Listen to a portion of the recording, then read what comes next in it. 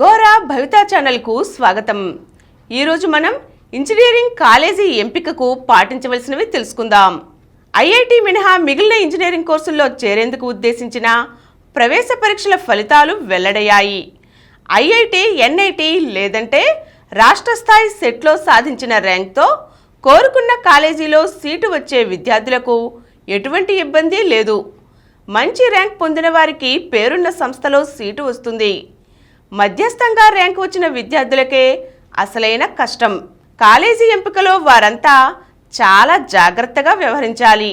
అలాగే ఒకసారి చేరిన తర్వాత 4 ఏళ్లు చదవాలి. ఆపై సమున్నత కెరీర్ను నిర్మించుకోవాలి. భావి జీవితం బాగా ఉండాలంటే ముందస్తు కసరత్తు చేయవలసిందే. మరి దీనికై తెలుగు రాష్ట్రాల్లో ఇంజనీరింగ్ కాలేజీలను ఎంచుకునే ముందు వేటిని కీలకంగా దృష్టిలో పెట్టుకోవాలో తెలుసుకుందాం.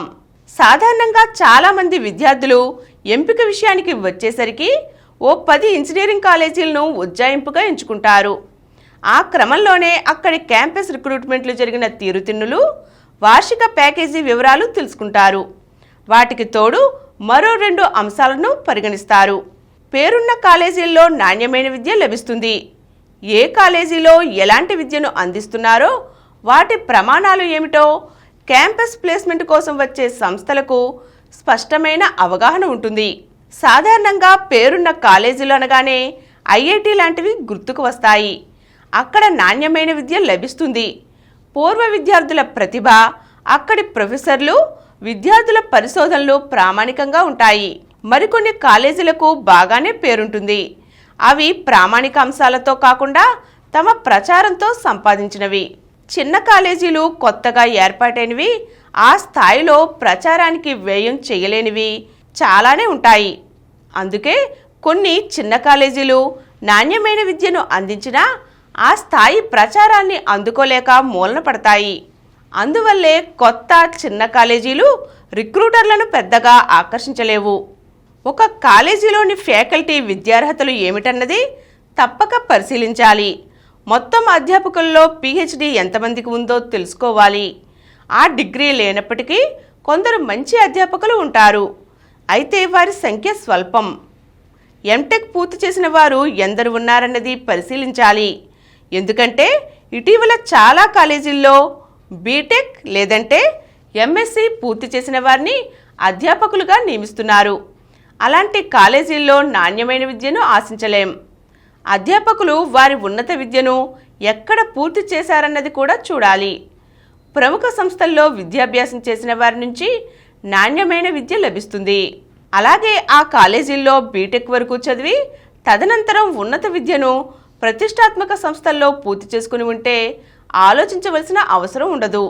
నాణ్యమైన విద్యను పొందేందుకు అధ్యాపక విద్యార్థి నిష్పత్తి కూడా ముఖ్యమైనదే. విద్యార్థుల సగటు సంఖ్య తక్కువగా ఉండే తరగతి గదుల్లో నాణ్యమైన విద్య లభిస్తుంది. అంటే సరిపడా అధ్యాపకులున్న కాలేజీల్లో మాత్రమే తరగతి గదిలో విద్యార్థుల సగటు సంఖ్య తక్కువగా ఉంటుంది. ఇలా కాకుండా విద్యార్థుల సంఖ్యతో పొంతన లేకుండా అధ్యాపకులు తగ్గిన పక్షంలో అది వారి పనిభారాన్ని పెంచుతుంది. దాంతో వారు స్వీయ పరిశోధనకు సమయం కేటాయించలేరు. సరైన రీతిలో అసైన్మెంట్లను, ప్రాజెక్టు వర్కులను విద్యార్థులకు ఇవ్వలేరు. అలాగే వాటికి గ్రేడింగ్ ఇవ్వడం అనేది కూడా వారికి అత్యంత కష్టంగా మారుతుంది. అక్కడి అధ్యాపకులు ఎవరైనా పరిశోధన చేస్తుంటే వారికి తప్పకుండా సదరు రంగాల్లో వస్తున్న మార్పులపై సరైన అవగాహన ఉంటుంది. అలాంటి వ్యక్తులు మంచి బోధనను అందిస్తారు. గొప్ప గొప్ప సంస్థల్లో పరిశోధన కొనసాగిస్తున్న వారే కానవసరం లేదు. పరిశోధనా రంగంలో ఉంటే చాలు. వారు బాగా బోధిస్తారని ఒక అంచనా.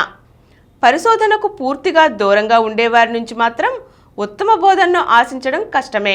వీలైతే మొత్తం కాలేజీ కార్యక్రమాలను లేదా కనీసం తాము ఎంచుకోవాలని భావించే శాఖ పనితీరును అంచనా వేయాలి.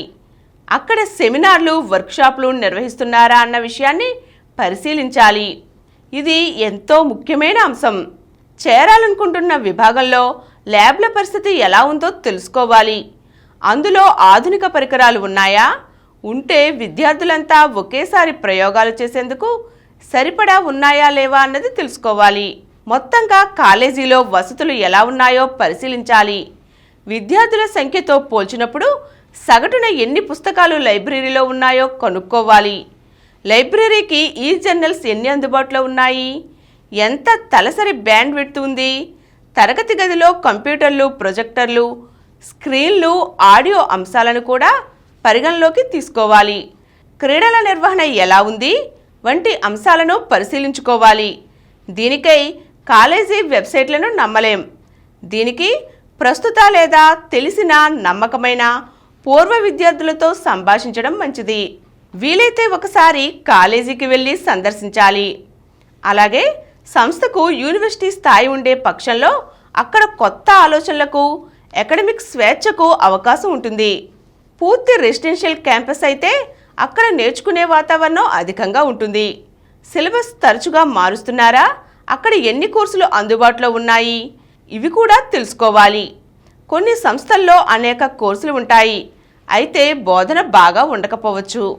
అక్కడ ఎన్ని ఎలెక్టివ్స్ అందుబాటులో ఉన్నాయి, అవి ఉద్యోగాలకు పనికి వచ్చేవా కాదా, ఆ సంస్థలోని విద్యార్థులు ఎక్కువగా ఉన్నత విద్యకు వెళ్తున్నారా లేదా అనేవి కూడా తరచూ చూసుకోవాలి.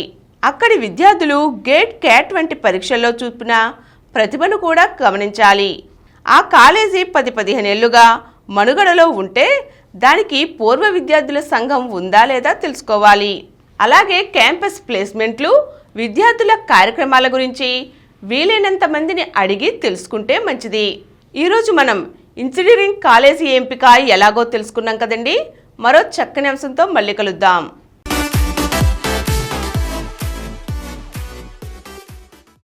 ఈ కార్యక్రమం మీకు ఎంతో నచ్చింది కదా. ఇటువంటి మరిన్ని వీడియోల కోసం అనతి కాలంలోనే 20 కోట్ల వ్యూస్ సాధించిన డాక్టర్ సమరం మల్టీ ఛానల్ నెట్వర్క్ సమర్పించు గోరా భవిత ఛానల్కు సబ్స్క్రైబ్ చేయండి, లైక్ చేయండి, మీ ఫ్రెండ్స్కి షేర్ చేయండి. అలాగే ప్రక్కనున్న గంట సింబల్ని ప్రెస్ చేయడం మర్చిపోకండి. Please download Samaram Channels app from Google Play Store and watch your favorite channels. Click the bell icon and subscribe to the channels.